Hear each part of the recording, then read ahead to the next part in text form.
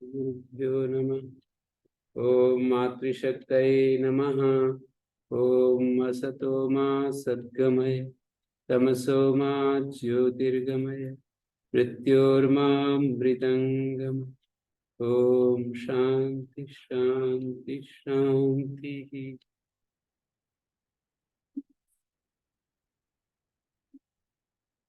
विवेक चूड़ामणि कक्षा 72।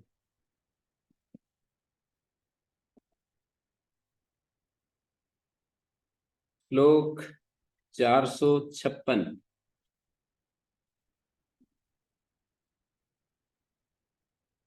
नहीं प्रबुद्धा प्रतिभास देहे देहोपयोगिन्यपि च प्रपंचे करोत्यहंतां ममतामिदानीं इदन्तां किंतु स्वयं तिष्ठति जागरेण।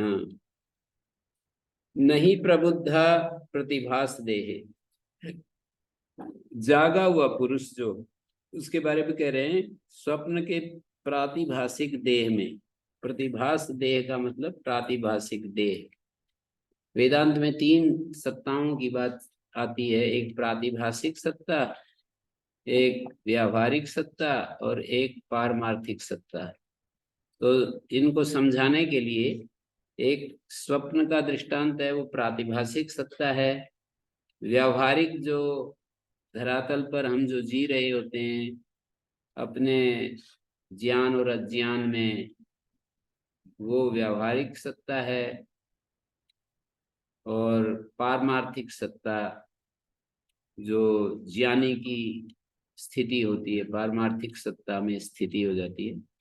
पारमार्थिक सत्ता एक ही है, व्यावहारिक सत्ताएं तो अनेक हैं, प्रातिभाषिक सत्ताएं भी अनेक हैं। अंतर ये है कि प्रातिभाषिक सत्ता जो है वो तो तुरंत समाप्त होती है, जैसे ही जागृत अवस्था जैसे ही आती है प्रातिभाषिक सत्ता समाप्त हो जाती है। लेकिन व्यावहारिक सत्ता की समाप्ति शास्त्र ज्ञान से भी नहीं होती है, और इतना भी हम सत्संग कर लें उससे भी नहीं होती है, जब तक आत्म साक्षात्कार नहीं होता। और वो भी स्थिर आत्म साक्षात्कार, दृढ़ आत्म साक्षात्कार जब तक नहीं होता है, व्यावहारिक सत्ता की का अभाव कभी भी नहीं होता है। व्यावहारिक सत्ता बनी ही रहती है।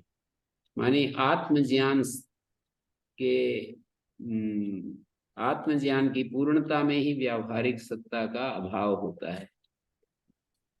तो नहीं प्रबुद्धा प्रतिभास देह, प्रातिभाषिक देह में देहोपयोगिनी अपि च प्रपंचे। और ये जो प्रपंच है देहोपयोगी, उस देह के उपयोगी स्वप्न प्रपंच में भी अहमता ममता इदंता ये नहीं करता है जागा हुआ पुरुष।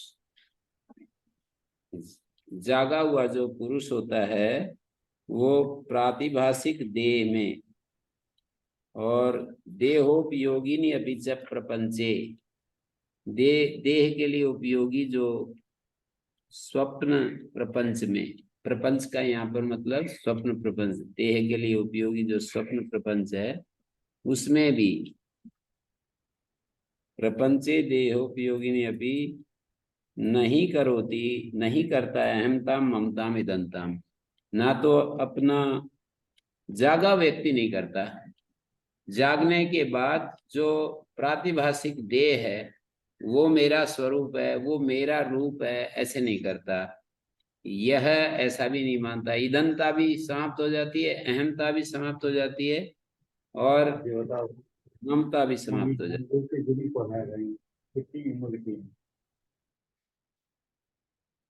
किंतु स्वयं तिष्ठति जागरेण, किंतु वह निश्चय रूप से जागृत भाव से ही रहता है।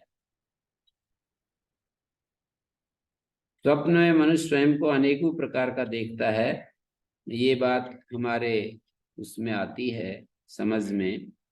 तो स्वप्न में दिखने वाले प्रातिभाषिक देह में और उस देह के उपयोगी जितने भी प्रपंच हैं उनमें स्वप्न से जागा हुआ पुरुष उस देह के उपयोगी जितने भी विस्तार हैं, जितना भी प्रपंच है, उसमें स्वप्न से जागा हुआ पुरुष अहम भाव मम भाव या इदम भाव नहीं करता। मानी जागने के बाद स्वप्न के देह में, जागने के पश्चात स्वप्न के देह में यह मैं हूं ऐसा अहंकार नहीं करता। और स्वप्न के पुत्र मित्र आदि से वो मेरा पुत्र अथवा मित्र है ये मम भाव भी नहीं करता। स्वप्न के देह में यह मैं हूं ऐसा अहम अभिमान नहीं करता। स्वप्न के देह में उसी समय तो अपना अभिमान करता है, लेकिन जागने के बाद अहम भाव नहीं रहता है। उस प्रातिभाषिक देह में अहम भाव नहीं रहता, मम भाव भी नहीं रहता, इदम भाव भी नहीं रहता है। वहां पर बहुत सारी चीजें देखते हैं, पर्वत आदि अनेक पदार्थों में ईदनता से सत्ता को स्वीकार करता है उस समय तो, लेकिन जागने के बाद उनकी सत्ता स्वीकार नहीं करता है। और वो तो जो जागा हुआ पुरुष है निश्चय ही जागृत भाव से ही बना रहता है। स्वप्न में स्वयं को पशु देह में देखकर जागने पर कोई घास नहीं खाने लगता और ना ही अपने नियमों का त्याग करता है।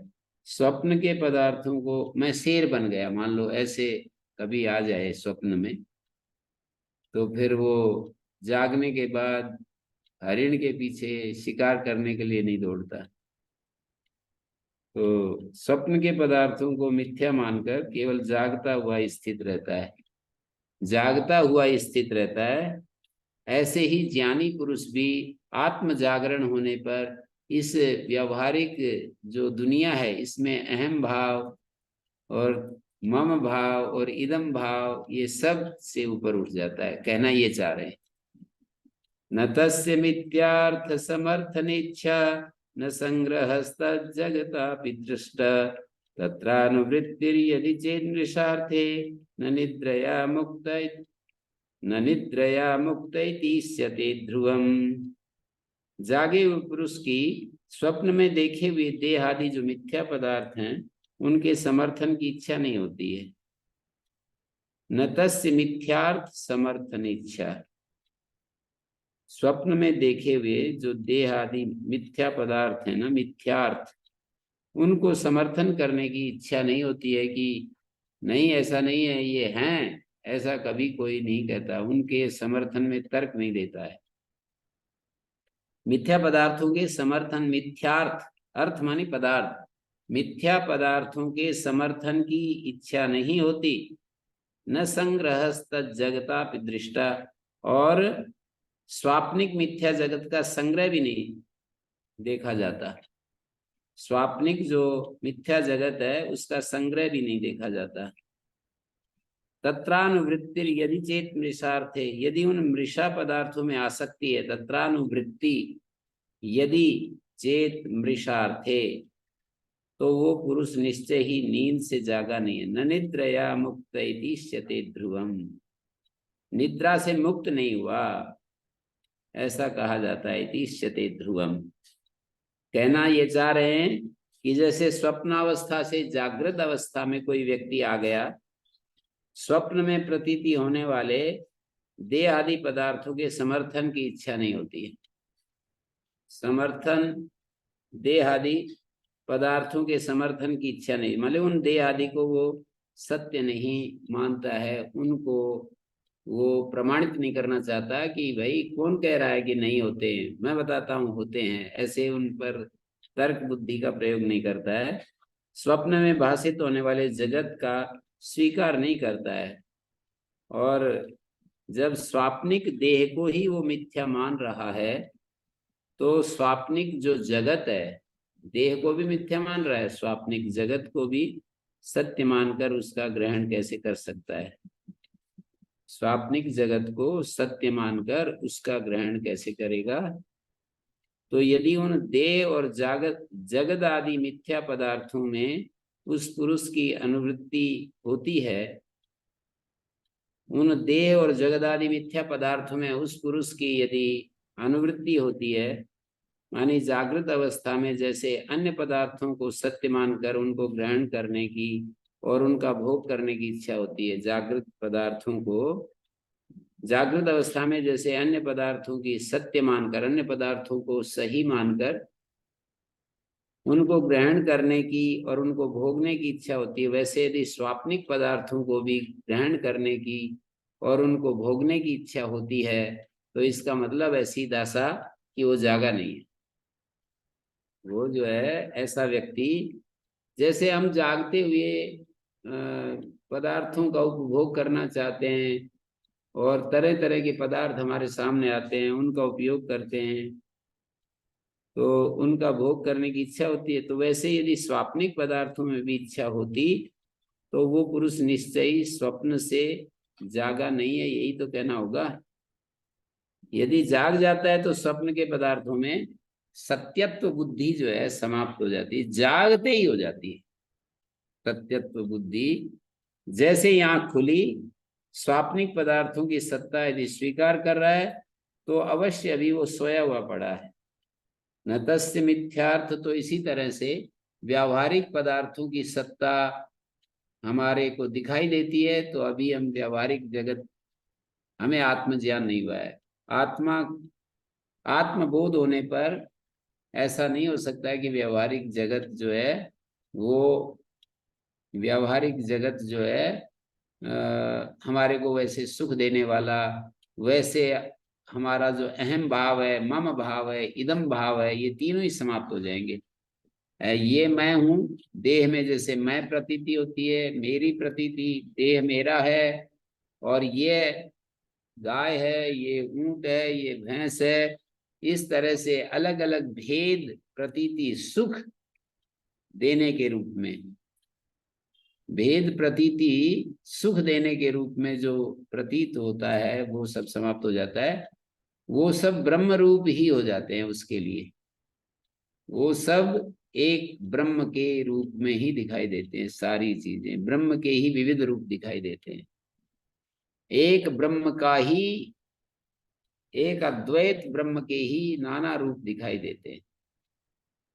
ये भी ब्रह्म है, ये भी ब्रह्म है, ये भी ब्रह्म है। जो व्यावहारिक जगत के जो भिन्न प्रतीति हो रही है, वो भिन्न प्रतीति एकत्व में बदल जाती है, एक ही संज्ञा रह जाती है। अलग अलग संज्ञाएं व्यावहारिक दशा के लिए हैं, दूसरों को सिखाने के लिए हो सकती हैं, दूसरों को समझाने के लिए हो सकती हैं, पर वो उसके अपने लिए उसका कोई अर्थ नहीं है।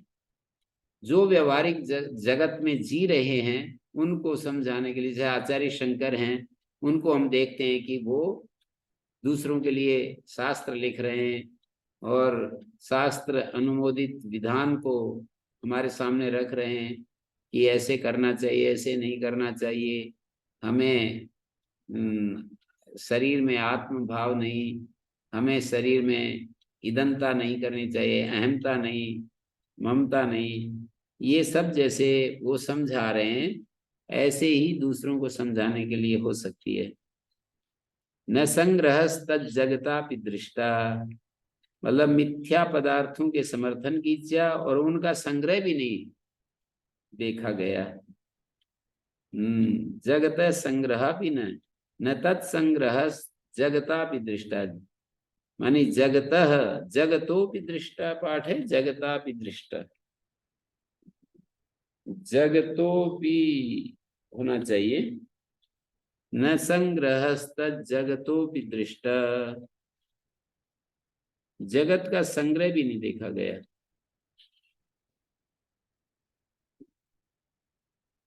क्या पुस्तक में जगता अपि या जगतो अपि?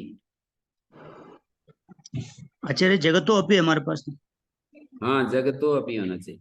न संग्रहस्त जगतो दृष्ट तत्रानुवृत्तिर यदि चेत मृषार्थे, यदि उन मृषा पदार्थों में आसक्ति अनुवृत्ति है तो न निद्रया मुक्त इतिष्यते ध्रुवम, तो वो पुरुष निश्चय ही नींद से जागा नहीं है, ऐसा कहा जाएगा। और आगे देखिए, तद्वत् परे ब्रह्मणि वर्तमान सदात्मना तिष्ठति जानान्यदीक्षते, स्मृतिर्यथा स्वप्न विलोकितार्थे तथा विद प्राशन मोचनादौ। तो तद्वत उसी प्रकार सदा पर ब्रह्म भाव में रहने वाला पुरुष, ब्रह्मणि वर्तमाना, परे ब्रह्मणि वर्तमाना, परम ब्रह्म में जो वर्तमान है, ब्रह्म रूप से ही रहता है। सदात्मना तिष्ठति नान्य दीक्षते, वो सदात्मा से रहता है, सत स्वरूप में रहता है। नान्य दीक्षते, उसको ब्रह्म के सिवाय कुछ और नहीं दिखाई देता। नान्यत पश्यति नान्यत शृणोति नान्यत विजानाति, वो भूमा के अतिरिक्त और किसी को नहीं देखता, नहीं सुनता, नहीं जानता। स्मृति यथा स्वप्न विलोकितार्थे, जागे हुए पुरुष को स्वप्न में देखे पदार्थों की जैसे स्मृति होती है। स्मृति यथा स्वप्न विलोकितार्थे, स्वप्न में देखे गए पदार्थों में जैसे उनकी याद आती है। तथा विदा प्रासन मोचनादो, उसी प्रकार ज्ञानी को भी भोजन का ग्रहण और मलमूत्र आदि के त्याग की स्मृति होती है। मतलब ज्ञानी को भी इस जागृत अवस्था में जो उसने भोजन ग्रहण किया था, स्नान किया था, मलमूत्र का त्याग किया था और उपदेश दिया था, इन सब की स्मृति मात्र होती है बस। उसमें कोई स्मृति में, यदि हमारी स्मृति में भी आसक्ति हो जाए तो भी बंधन ही है। पर स्मृति को यहाँ पर दिखा रहे हैं, वो स्मृति केवल स्मृति है, इससे ज्यादा कुछ नहीं। स्वप्न में जागे हुए पुरुष का वर्णन किया गया था इस 457वें श्लोक में। तो उसी प्रकार स्वप्न से जागे हुए पुरुष के समान ही पर ब्रह्म में जिसने अपना मन समाहित कर दिया है, तो ऐसा पुरुष अबाध्य असंग और ज्ञान स्वरूप ब्रह्म में, जो ब्रह्म अबाध्य है, जो ब्रह्म असंग है, ज्ञान स्वरूप है, उसमें स्थित रहता है, अपने स्वरूप में सदा जागता रहता है।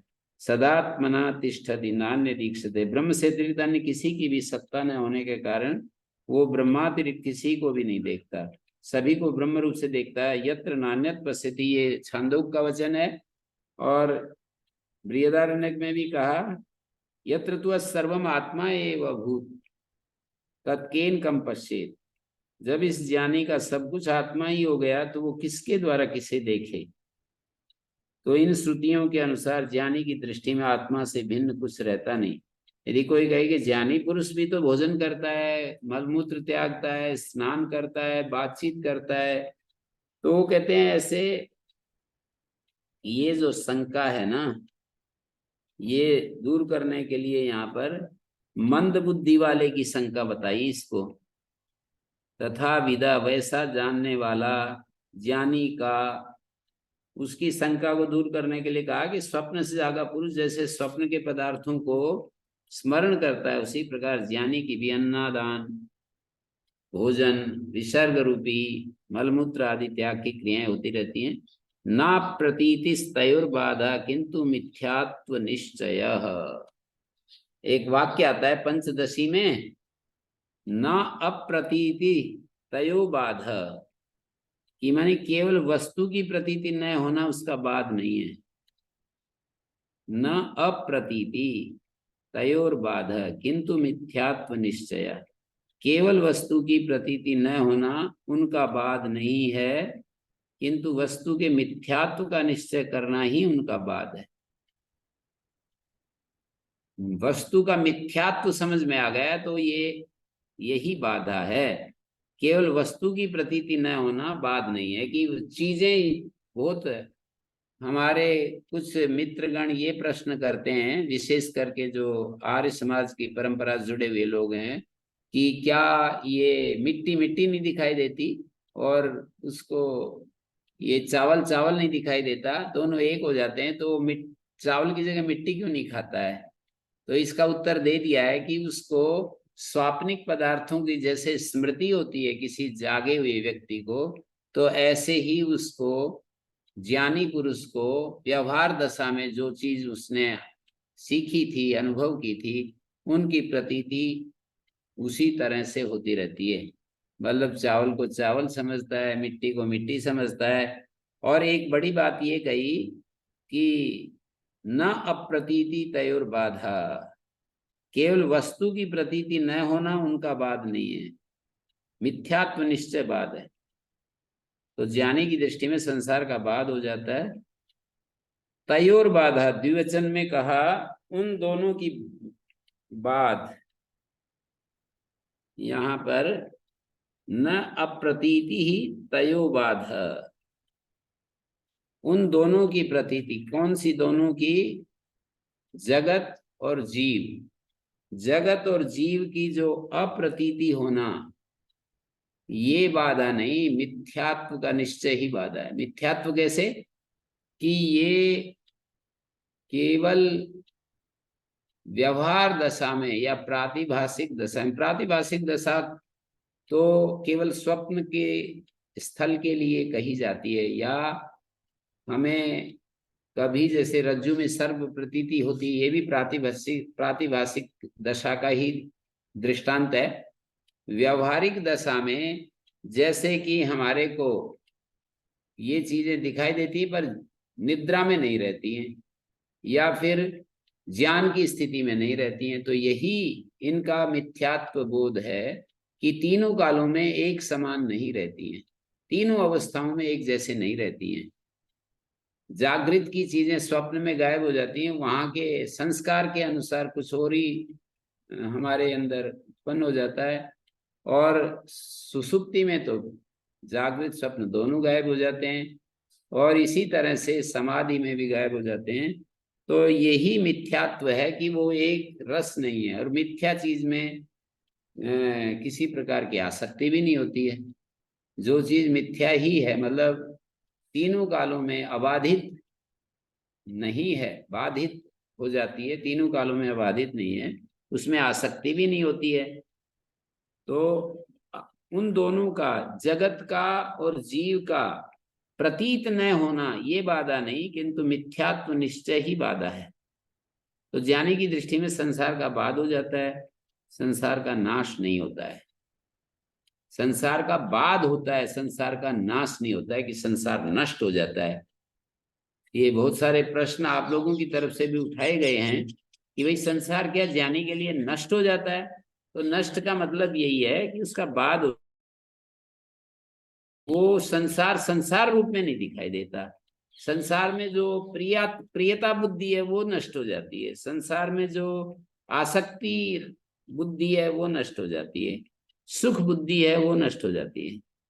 सत्य बुद्धि का मतलब संसार में जो सत्यत्व बुद्धि है, अर्थात उसमें सुख देखने वाली जो बुद्धि थी, संसार में जो ये तरह तरह के हमारे को वहां पर जो सत्ता का सुख, पावर का सुख और पदार्थ का सुख, क्रियाओं का सुख जो हमें दिखाई देता था वो नहीं रहता। तो यही संसार की बाधा है। स्वप्न में यदि कोई स्वयं को सिंह रूप में देखता है तो जागने पर सिंह नहीं मानता अपने को, उसकी स्मृति होती है लेकिन वो उसको अपने आप को वैसा मानता नहीं है। ज्ञानी भी पहले अज्ञान अवस्था में शरीर से आत्मबुद्धि करता हुआ जो प्राशन और मलमूत्र विसर्जन करता था ना, अज्ञान अवस्था में, जो ज्ञान होने से पहले अज्ञान दशा में शरीर से आत्मबुद्धि करता हुआ, शरीर में अहमता, ममता, ईदनता, इन सब को करता हुआ प्राशन मोचन आदि क्रिया करता था, किंतु अब अपने वास्तविक स्वरूप को जान लेने के बाद जैसे कि वो एक पूरा अपने स्वरूप में आ गया, अपने आत्म स्वरूप में आ गया, तो भी वो जो व्यावहारिक दशा की जो चित्रावली है उसकी स्मृति मात्र के आधार पर प्राशन मोचन, मलमूत्र विसर्जन आदि क्रियाएं करता है। निर्विकल्प समाधि में स्थित ज्ञानी तो कोई क्रिया नहीं करेगा, ये बात भी ध्यान देने की है। निर्विकल्प समाधि में कोई स्थित है तो कोई क्रिया नहीं करेगा, किंतु जब उसका समाधि से व्युत्थान होता है तो वो अन्न ग्रहण आदि क्रियाएं करता ही है स्मृति मात्र से। अब प्रारब्ध का निराकरण करते हैं 459 श्लोक में। कर्मणा निर्मितो देह प्रारब्धम तस्य कल्प्यताम न अनादिरात्मनो युक्तम नैवात्मा कर्म निर्मित। देह कर्मों के द्वारा निर्मित है। कर्मणा निर्मितो देह, देह जो है वो कर्म से निर्मित है। प्रारब्धम तस्य कल्प्यताम, अतः उसके प्रारब्ध को भले ही मानो, प्रारब्धम तस्य कल्प्यताम, उसके प्रारब्ध को भले ही मानो, किंतु अनादि आत्मा का प्रारब्ध कहना उचित नहीं है। तस्य प्रारब्धम कल्पिताम, तस्य माने उस देह का प्रारब्ध बताओ, उसके प्रारब्ध को मान लो, लेकिन न अनादिर आत्मनो युक्तम, अनादि आत्मा का कोई प्रारब्ध नहीं। नैव आत्मा कर्म निर्मित, आत्मा कर्मों से निर्मित नहीं है, अनादि आत्मा का प्रारब्ध कहना भी उचित नहीं। पूर्व जन्म कृतम कर्म तद दैवम इति कथ्यते, पूर्व जन्म में जो कर्म किए जाते हैं उसी का नाम दैव है। वर्तमान जन्म में प्रारब्ध कहे जाते हैं। दैव का मतलब प्रारब्ध। मनुष्य जैसा कर्म करता है उसके अनुरूप उसे शरीर मिलता है, बुद्धि मिलती है, रूप मिलता है, परिस्थितियां मिलती हैं, माता पिता मिलते हैं, गुरुजन मिलते हैं, और ऐश्वर्य मिलता है, निर्धनता मिलती है, और शरीर के अंग प्राप्त होते हैं। कभी कभी कोई आंख नहीं मिलती, कभी कभी कान नहीं मिलते, कभी कुछ नहीं मिलता, कभी कभी किसी के, आजकल तो बड़े बड़े विचित्र तरह के प्राणी भी जन्म ले रहे हैं मनुष्य रूप में। किसी के हाथ ही नहीं है दोनों, किसी के दोनों पैर ही नहीं है। ये क्या क्या होता है, सब कर्म का खेल है।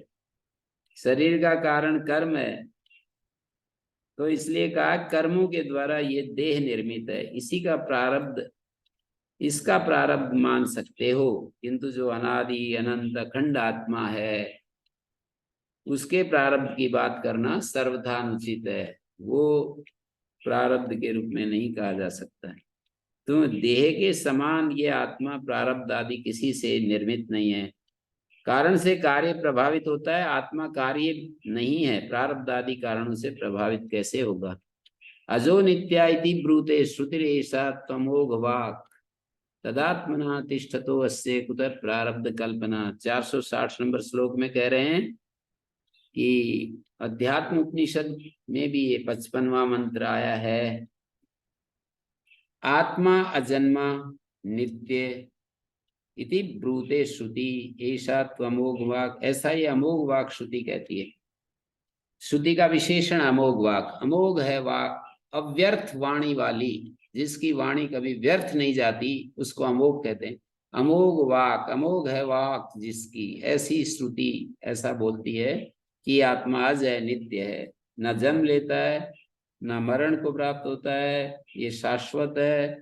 तदात्मना तिष्ठतो अस्य, उस आत्म स्वरूप से स्थित रहने वाले इस ज्ञानी के प्रारब्ध की कल्पना कैसे हो सकती है। तो प्रारब्ध कल्पना उस आत्मा की जो कि अज है, नित्य है, आत्म स्वरूप से स्थित रहने वाले उस ज्ञानी की प्रारब्ध कल्पना कैसे हो सकती है। आत्मा में अनादित्व का प्रमाण कहते हैं कि अजो नित्य शाश्वतो यम पुराणो न हन्यते हन्यमाने शरीरे, ये आत्मा अजन्मा, नित्य, सनातन और पुरातन है। शरीर के मारे जाने पर भी इसका नाश नहीं होता है। तो इनके द्वारा जिसकी वाणी अमोघ है, माने कभी व्यर्थ नहीं होती, ऐसी अमोघ वाक यथार्थ कथन करने वाली जो श्रुति है, सत्य विद्याओं का पुस्तक बताते हैं महर्षि दयानंद और आचार्य शंकर, इसको अमोघ वाक श्रुति कहते हैं। दोनों महान पुरुषों की सम्मति मिल रही है, एक सहमति मिल रही है, दोनों एक ही बात कह रहे हैं। तो जिसकी वाणी अमोघ है, मानी कभी व्यर्थ नहीं जाती, ऐसी अमोघ वाक जो श्रुति है स्वयं आत्मा को अनादि कहती है। तदात्मना, उस अपने वास्तविक रूप से जो स्थित है उस ज्ञानी के प्रारब्ध की कल्पना कहाँ से हो सकती है, जो कर्म से निर्मित नहीं है और कर्मों से निर्मित देह आदि से जिसकी तीनों कालों में कोई संबंध नहीं है। इस आत्मा का देह आदि के समान प्रारब्ध होना कैसे संभव है। प्रारब्ध कल्पना न संभवती। तो इस पूर्वोक्त कथन को स्पष्ट कर रहे हैं, प्रारब्धम सिद्ध्यति तदा यदा देहात्मना स्थिति देहात्म भाव नैविष्टा प्रारब्धम त्यज्यताम, अतः शरीरस्यापि प्रारब्ध कल्पना भ्रांतिरेव ही। 461 नंबर श्लोक में कहा कि प्रारब्धम सिद्ध्यति तदा यदा देहात्मना स्थिति, जब देहात्म रूप से स्थिति होती है, देह में तादात्म्य होता है, देह में जो अहम भाव, मम भाव, इदम भाव, ये सब रहते हैं, तो प्रारब्ध की सिद्धि होती है। तदा यदा देहात्मना स्थिति, देहात्म भाव नैविष्टा, किंतु ज्ञानी का देहात्म भाव होना इष्ट नहीं है। ज्ञानी का देहात्म भाव होना इष्ट नहीं है। प्रारब्धम त्यज्यताम, अतः इसलिए प्रारब्ध की कल्पना को छोड़ दीजिए। ज्ञानी के लिए प्रारब्ध की कल्पना को छोड़ दीजिए। शरीरस्यापि प्रारब्ध कल्पना भ्रांतिरेव ही, वस्तुतः शरीर की भी प्रारब्ध कल्पना एक प्रकार की भ्रांति ही है। शरीर की भी ज्ञान की उच्च दशा से देखें तो शरीर की प्रारब्ध कल्पना भी तत्व ज्ञानोदयात् ऊर्ध्वं प्रारब्धम नैव विद्यते देहादीनाम असत्वात्तु यथा स्वप्नो विबोधता। जैसे ज्ञान होने पर, जैसे जागने पर स्वप्न की कोई सत्ता नहीं, ऐसे ही ज्ञान होने के बाद इस व्यावहारिक जगत की चीजें भी वैसी ही हो जाती हैं उसके लिए, मतलब वैसी हो जाती हैं। उनसे कुछ सुख लेने का, उनसे कुछ इच्छा पूर्ति का, रुचि पूर्ति का कुछ भी तो साधन नहीं बचता। जब देह को आत्मा मानकर कोई भी क्रिया की जाती है तभी देह के धर्म और प्रारब्ध आदि की कल्पना हुआ करती है।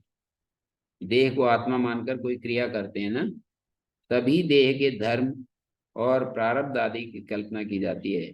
देह के संबंध से आत्मा में भी प्रारब्ध की कल्पना कर ली जाती है, देह के संबंध से। किंतु उसे सम्यक बोध हो गया, जिसको सम्यक बोध हो गया उसका अध्यास रूपी मूल अज्ञान नष्ट हो जाता है। तो उस ज्ञानी पुरुष का देहात्म भाव होना इष्ट नहीं है। ज्ञानी की देह में कभी भी आत्म बुद्धि नहीं होती है, देह में आत्म बुद्धि नहीं होती। इसलिए प्रारब्ध को छोड़ दो, आत्मा में प्रारब्ध की कल्पना नहीं करनी चाहिए। तत्व ज्ञानोदयात् ऊर्ध्वं प्रारब्धम नैव विद्यते। जाग जाने पर स्वप्न जैसे असत है, उसी तरह तत्व ज्ञान हो जाने के बाद देह आदि की सत्ता न रहने के कारण ज्ञानी का प्रारब्ध भी नहीं होता है। तो वस्तुतः विचार करने पर शरीर के प्रारब्ध की कल्पना करना भी भ्रांति ही है। तो इस बात को अगले वाले श्लोकों में 462-63 आदि में कह रहे हैं। अध्यस्तस्य कुतः सत्वम असत्वस्य कुतो जनी, अजातस्य कुतो नासा प्रारब्धम असता कुतः।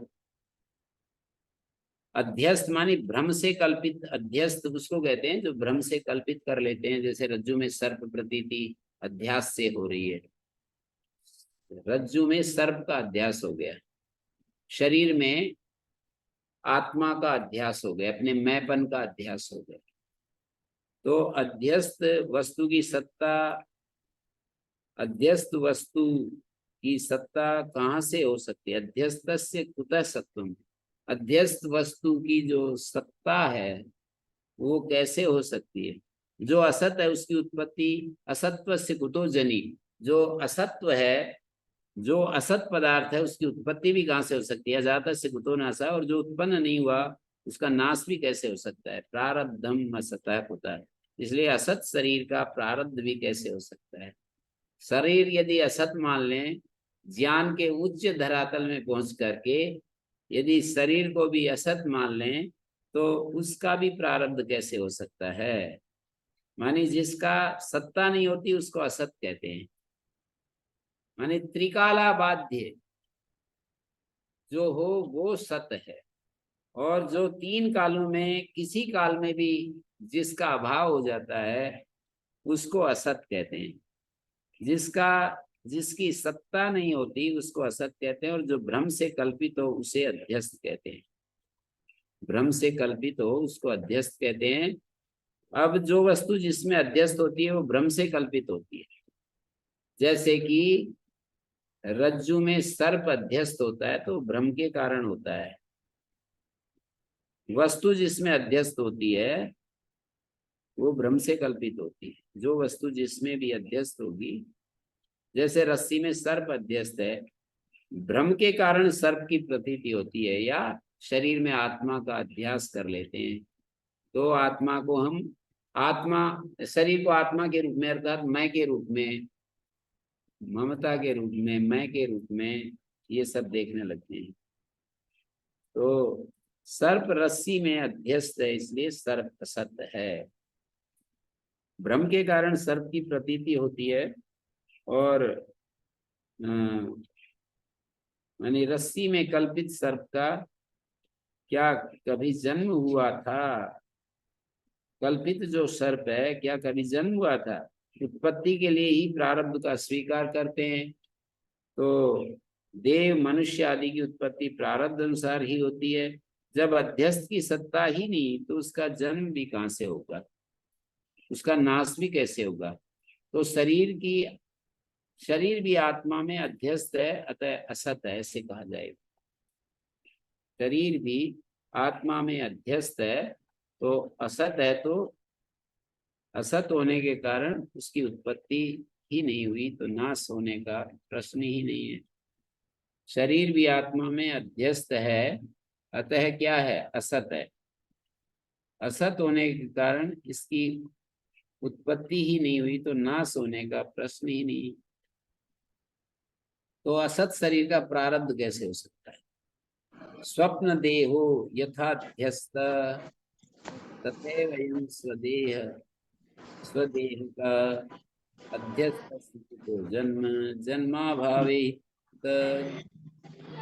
स्वप्न नमस्ते देह। आचार्य जी। हाँ जी। नमस्ते आचार्य जी। जी एक प्रश्न, ये अभी ये बोल रहे हैं कि शरीर नहीं है, उसका सत्ता नहीं, उसका जन्म भी नहीं हुआ, ऐसा कैसा? हम तो इसमें से जी रहे, हमारा सारा प्रत्यक्ष अनुभव है, फिर ये नहीं है एक ऐसा, ये तो बहुत ही नहीं, हो ये गया। व्यावहारिक दशा में तो सब कुछ मान रहे हैं, लेकिन पारमार्थिक जब आत्म ज्ञान हो गया, यस्य सर्वम आत्मा एव भूत, जिसका जिसको आत्मा ही हो गया है, उसकी ये अवस्था का वर्णन कर रहे हैं। जिसके लिए सब कुछ आत्मा, यस्य सर्वम यत्र सर्वम आत्मा एव भूत। एक वाक्य है प्रियदर्शन्य का, यत्र तु अस्य सर्वम आत्मा एव भूत तत् पश्येत् हाँ, उनके लिए ऐसा, येन ऐसी शृणुयात्। स्थिति जिसकी होगी उसके लिए है। हाँ, जो आत्म भाव में स्थित हो गया सदा सदा के लिए, तो उसका कह रहे हैं कि ये उसके लिए तो कहाँ, ये प्रारब्ध भी, ये शरीर भी कुछ नहीं उसके लिए। रस्सी में कल्पित सर्प का कभी जन्म हुआ क्या?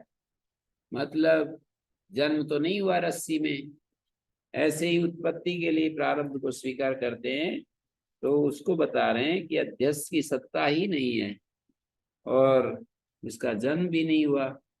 इसमें एक श्लोक बता रहा हूं, स्वप्न देहो यथा अध्यस्ता, जैसे स्वप्नावस्था में प्रतीत होने वाला देह कल्पित है स्वप्न अवस्था में, तथैव अयं स्वदेह का, उसी प्रकार जागृत अवस्था में प्रतीत होने वाला ये जो देह है, तुच्छ देह है, ये भी कल्पित है। अध्यस्त कुतो जन्म है, जन्माभावे ही तत्कुत है।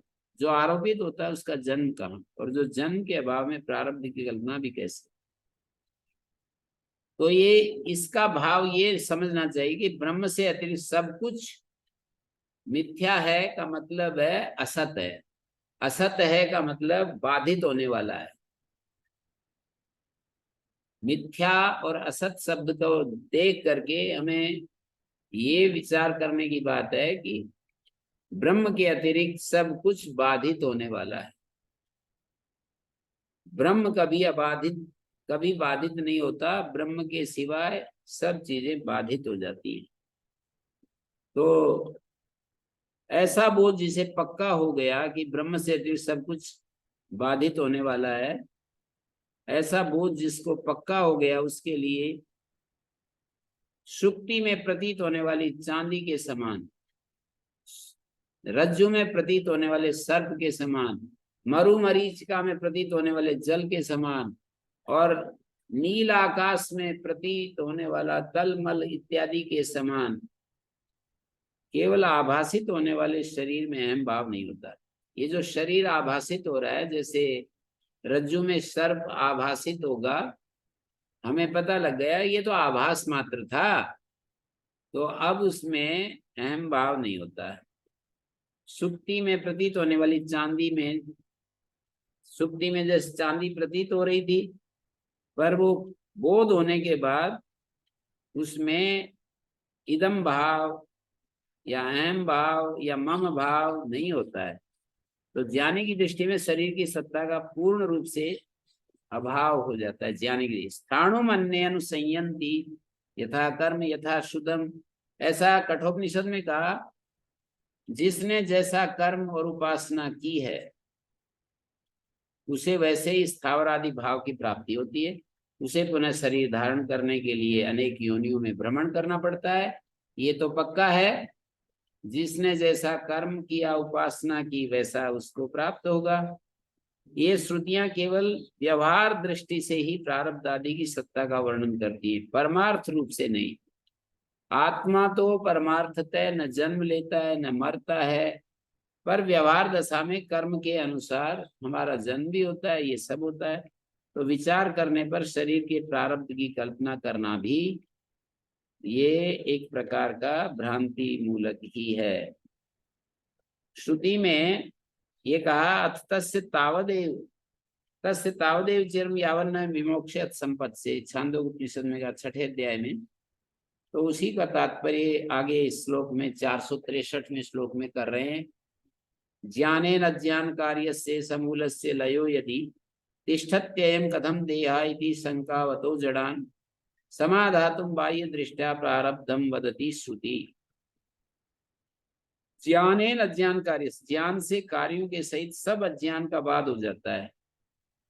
ज्ञान के द्वारा अज्ञान कार्य, अज्ञान और अज्ञान के कार्य, अज्ञान माने मूल अज्ञान अविद्या और उसका कार्य, समूलस्य मूल सहित जब लय हो जाता है, ज्ञानी का शरीर कैसे रहता है, तिष्ठत्ययं कथम देहा, जब सारे अज्ञान का विलय हो गया तो ये देह कैसे स्थित रहता है। ज्ञान से समस्त कार्य का, जब अज्ञान का बाध हो गया, कार्य सहित सारे अज्ञान का बाध हो गया, तो ज्ञानी का शरीर कैसे स्थित रहता है, बना रहता है। तो इन ऐसी शंका करने वाले जो शंकावतो जड़ान, जड़ान का ऐसे जड़ पुरुषों को, ऐसी शंका करने वाले जो जड़ मती हैं, जड़मती जड़ बुद्धि वाले लोगों को ये जो है श्रुति समाधान करती है। बाह्य दृष्टि से माने व्यावहारिक दृष्टि से श्रुति ज्ञानी के प्रारब्ध का वर्णन करती है। श्रुति समाधातुं बाह्य दृष्टया प्रारब्धम वदति श्रुति ही, माने तस्य तावदेव चिरम यावन्न विमुक्षयत संपत्ति। तो ये आकाश आदि प्रपंच और अहंकार से लेकर देह पर्यंत जितने बाह्य और आध्यात्मिक कार्य हैं, आकाश आदि विस्तार, जो ये विशाल ब्रह्मांड दिखाई देता है चारों तरफ, एक सूर्य जो कि 13 लाख गुना बड़ा है पृथ्वी से, और एक बस गोल बॉल जैसा दिखाई देता है। इस विशाल आकाश में सूर्य की कैसी स्थिति हमें दिखाई देती है। ये कितना ज्यादा, देखो एक सूर्य को देखो और फिर पूरे इस ब्रह्मांड को देखो, चारों तरफ दृष्टि घुमाओ, एक कटोरा सा दिखता है कहीं एक जगह, छोटा सा जगह दिखता है, और इस सूर्य से भी और बड़े बड़े लोकांतर हैं, इससे भी लाखों गुना बड़े और भी सूर्य हैं। तो आकाश आदि प्रपंच और अहंकार से लेकर देह पर्यंत जितने बाह्य और आध्यात्मिक कार्य हैं, उन कार्यों के साथ अज्ञान का भी ज्ञान के द्वारा नाश हो जाता है। तो ऐसा सुनकर कुछ जड़ बुद्धि लोग ऐसा शंका करते हैं कि जब कार्य सहित अज्ञान ही नष्ट हो गया तो फिर कैसे उसका शरीर कैसे बना रहता है। शरीर भी अज्ञान का ही कार्य है ना, तो ज्ञान होने पर उसका भी नाश हो जाना चाहिए। तो ऐसी शंका करने वाले मंद बुद्धि लोगों को श्रुति ये समझाती है क्या, कि व्यावहारिक दृष्टि से ही प्रारब्ध को समझना है, मानी व्यावहारिक रीति से ही ज्ञानी के प्रारब्ध का वर्णन करती है श्रुति, परमार्थतः नहीं। क्योंकि परमार्थ रूप से प्रारब्ध की सत्ता ही नहीं है। तो उन श्लोकों में पूरा बताया, तस्य तावदेव चिरम यावन्न विमोक्षेयत संपत्ति से, माने उस तत्ववेता के लिए विदेह कैवल्य प्राप्त करने में उतनी ही देर है जब तक कि वो प्रारब्ध कर्मों को भोग कर वर्तमान देह बंधन से मुक्त नहीं हो जाता। तत्ववेत्ता के लिए विदेह कैवल्य प्राप्त करने में उतनी ही देर है जब तक कि वो प्रारब्ध कर्मों को भोग कर वर्तमान देह बंधन से मुक्त नहीं हो जाता। माने विदेह कैवल्य तो तभी होगा जब शरीर पात हो जाएगा, उससे पहले तो प्रारब्ध उसका ज्ञानी के लिए प्रारब्ध नहीं है, पर व्यावहारिक दशा में जिस कर्म से वो शरीर मिला है उसका भी अंत नहीं आया है, तो इसलिए चलता रहेगा। तो इन वचनों से श्रुति ज्ञानी के भी प्रारब्ध का वर्णन करती है, ऐसा प्रतीत होता है, किंतु वो वर्णन लौकिक दृष्टि से ही किया है, परमार्थ रूप से नहीं किया।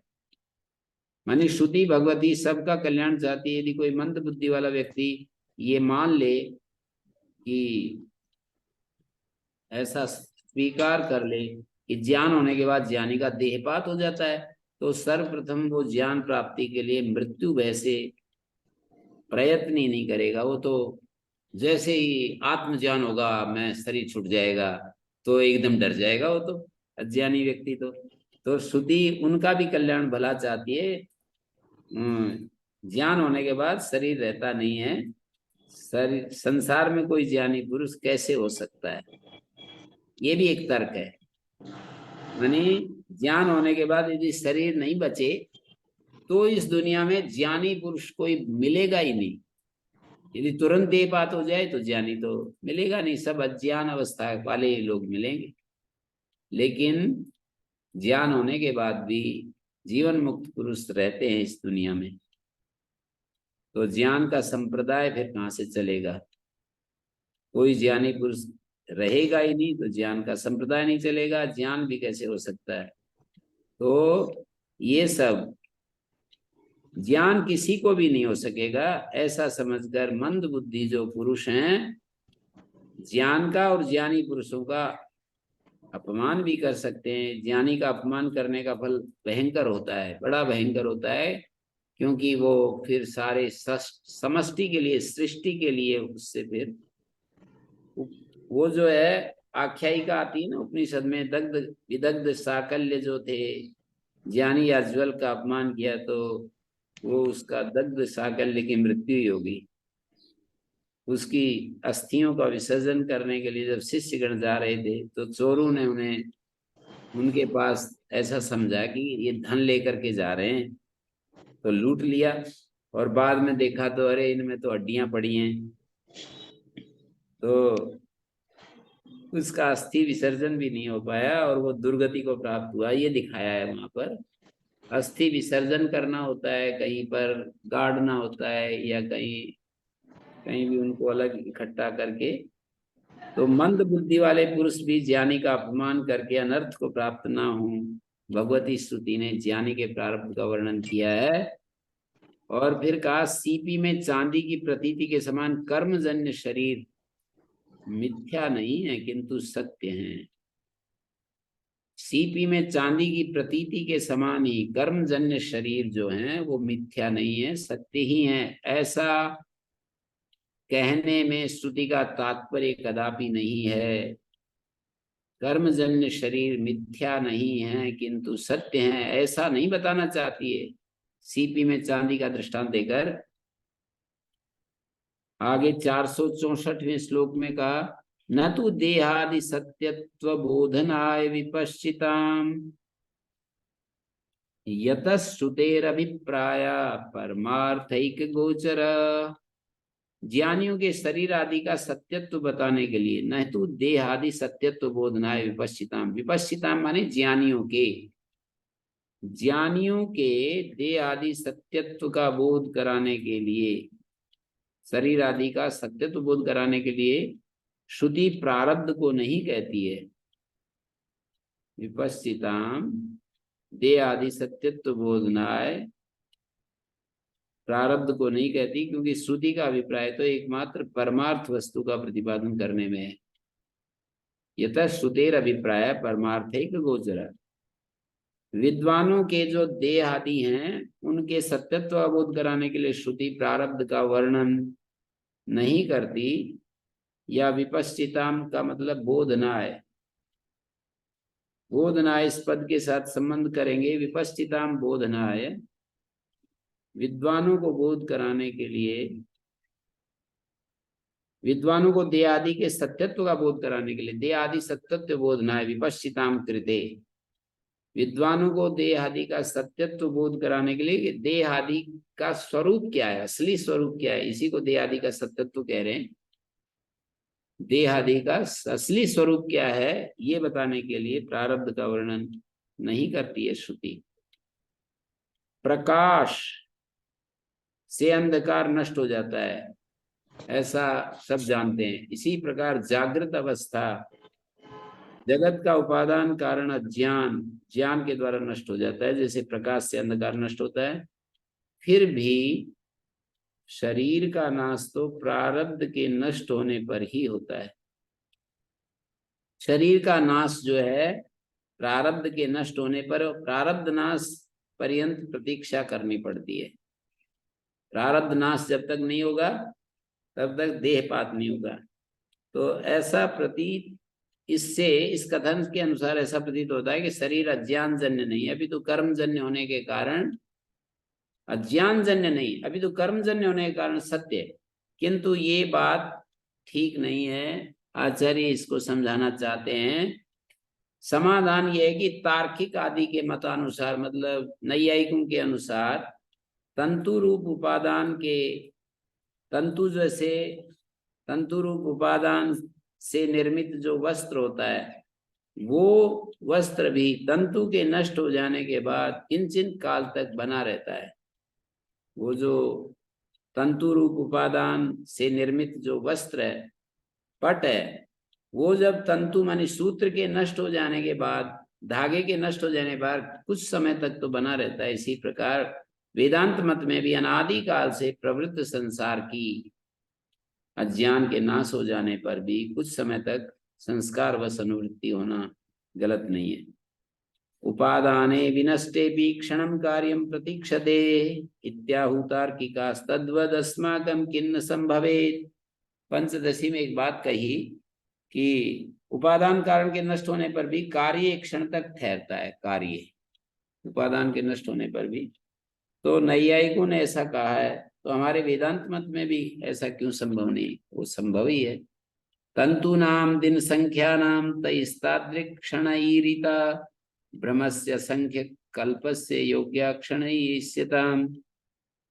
ये कहा दिनों से जिनकी आयु की गणना हो सकती है, तंतु नाम दिन संख्या नाम, दिनों से जिनकी आयु की गणना हो सकती है, ऐसे तंतुओं का, उन वो जो नैयायिक थे, नैयायिकों ने उसी के योग्य अल्प समय रूप क्षण पट के नाश के प्रति कहा है।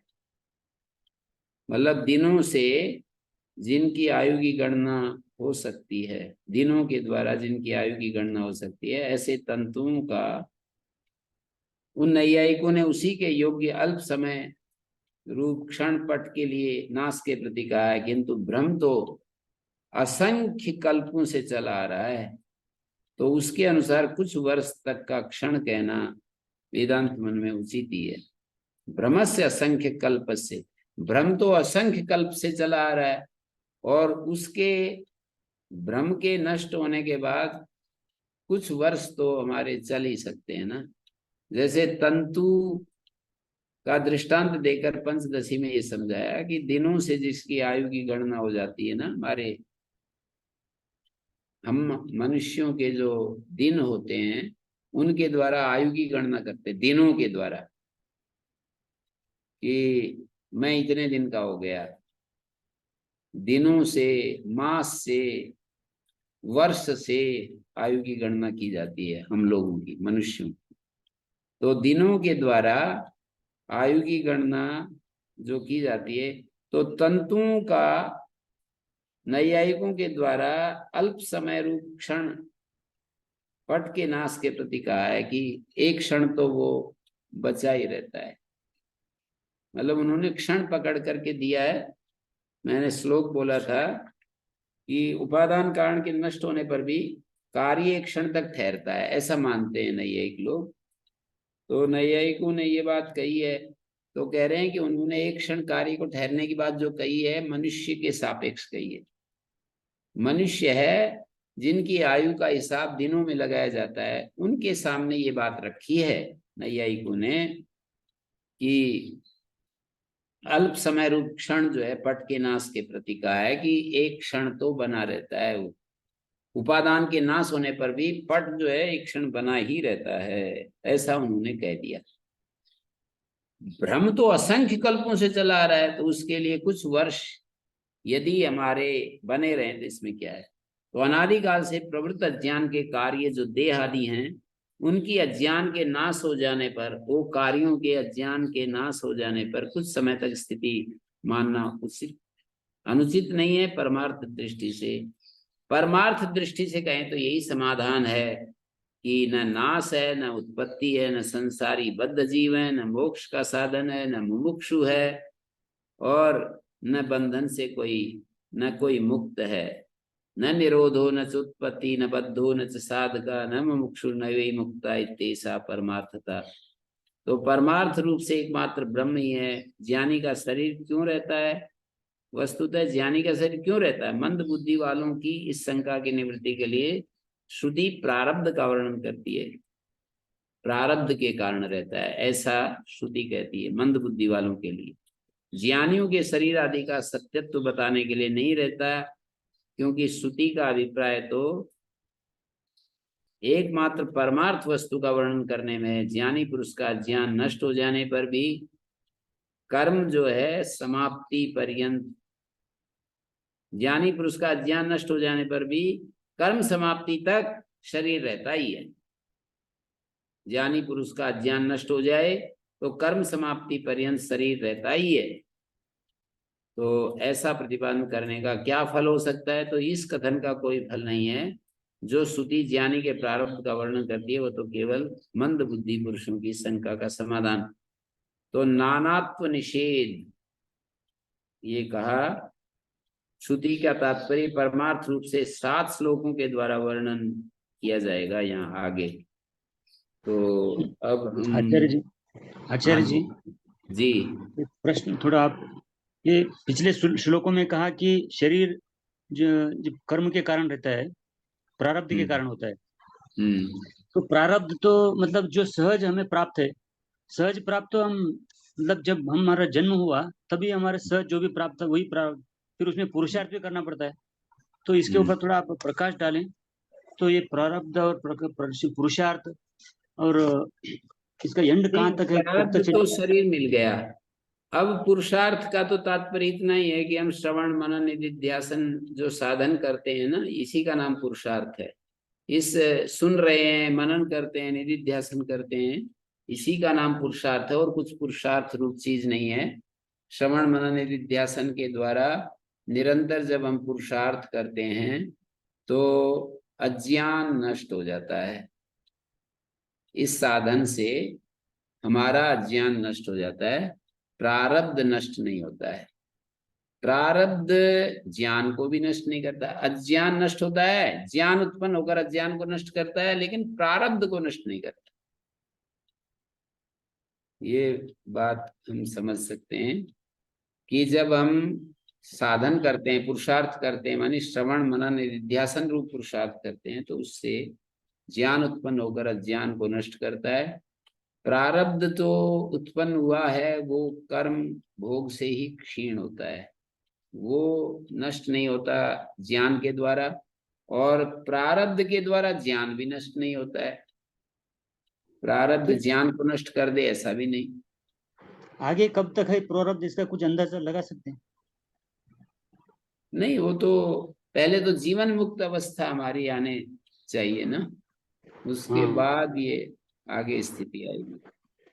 पहले हमारी जीवन मुक्त स्थिति आती है, उसके बाद प्रारब्ध का जो नाश है वो इतने सहज रूप से उसका लगाने की जरूरत भी नहीं है। जितने भी दिन जिएंगे वो तो वास्तव में वो तो इस संसार के लिए बहुत ही, जो बद्ध जीव हैं, जो पीछे बद्ध बद्ध जीव पड़े हुए हैं ना, बहुत अज्ञान में सोए हुए हैं, उनको उनको यथार्थ में तो ऐसा व्यक्ति ही सही सही मार्ग दिखा सकता है। जी। तो ये वो कल से हम 465वें श्लोक में नानात्व का निषेध किया है। तो 7 श्लोक हैं ये, 72 तक 7 श्लोकों में। ओम गुरु जी, जी यहाँ मतलब आज काफी इन्होंने वो कर दिया। पहले तो मतलब अ, कर्मों के कारण देह बना, और फिर प्रारब्ध को भी खत्म कर दिया। आत्मा तो अनादि ही है। जी। तो मतलब यहाँ काफी बिल्कुल हाँ, वो जो श्लोक है ना, महर्षि दयानंद जी ने जिस श्लोक को उद्धृत करके खंडन किया है, वो तो व्यावहारिक दृष्टि से इनका ये भी मानते हैं उसको। व्यवहार में तो सब कुछ है, पर पारमार्थिक एक दृष्टि कहते हैं जिसमें एक आत्मा ही सत्य है। जब हम उसी में स्थित हो जाते हैं तो फिर कुछ भी नहीं है उसके सामने। तो न प्रारब्ध है, न मुक्त है, न बंधन है, कुछ भी नहीं है वहां। तो परम स्थिति, अंतिम स्थिति में ऐसा हम देख सकते हैं। व्यावहारिक दशा में तो ये सब चीजें ही हैं, बंधन भी है, उपदेश भी है, शास्त्र भी है। ये तो केवल मात्र पारमार्थिक जो स्थिति को प्राप्त व्यक्ति है उसका विवेचन है। जी। और ज्ञानियों के लिए तो सारी चीजें हैं, शास्त्र भी है, उपदेश भी है, धर्म पथ अधर्म पथ सब कुछ है ये। जी तो हम आचार्य स्वामी जी को हम ऐसा कह सकते हैं कि वो ज्यादा व्यवहारिक थे और शंकराचार्य पारमार्थिक थे, ऐसा कह सकते हैं क्या? नहीं, ऐसा भी कुछ नहीं है। मतलब वो एक एक दृष्टि होती है। वो संसार को फोकस कर रहे हैं, संसार को सुंदर बनाने के लिए। वो भी वो समाज व्यवस्था, चारों आश्रम, इन सब पर हैं। आचार्य शंकर केवल मुमुक्षुओं के लिए उन्होंने जो कुछ भी लिखा है मुमुक्षुओं के लिए लिखा है। और केवल मोक्ष की साधना में ही उन्होंने जो कुछ भी समय दिया है। और ये इन्होंने लोगों के व्यावहारिक धरातल पर छोटी छोटी बातों को, दंड व्यवस्था और ये सब जो है राज व्यवस्था, समाज व्यवस्था, गृहस्थ व्यवस्था, सब चीजें ये उसको बताते हैं। तो विषय थोड़ा थोड़ा अलग हो जाता है, मतलब उनका कार्य क्षेत्र जैसे अलग हो जाता है। रमण महर्षि जैसे एक परमार्थ में ही स्थित रहते थे। श्री अरविंद भी परमार्थ में थे, लेकिन उनका एक कॉन्सेप्ट था कि सामान्य लोग भी कर्म के द्वारा उस परम तत्व तक पहुंच सकते हैं। ये था उनका, कर्म के माध्यम से उस परम तत्व तक पहुंच सकते हैं, निष्काम कर्म के द्वारा, भगवद अर्पण कर्म के द्वारा उस परम तत्व को पा सकते हैं, अपनी चेतना को ऊपर उठा सकते हैं। तो एक एक महापुरुष एक एक उसमें ज्यादा फोकस कर रहे हैं, ज्यादा महत्व देते हैं, एक एक साधन को अधिक ज्यादा बल देते हैं। ऐसे हम ओम गुरु ओम जी। शांति शांति शांति। ओम भगवंत